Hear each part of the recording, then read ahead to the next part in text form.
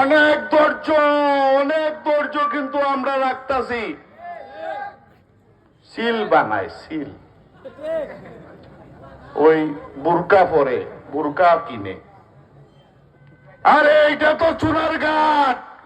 যদি আমরা কোনো কেউরে কোনো অপতৎপরতা পাই, তাহলে বেঙ্গল বলার মতন 70 বছর বুকের যে জ্বালা, 70 বছরের জ্বালা কিন্তু এবার মিটাইমু।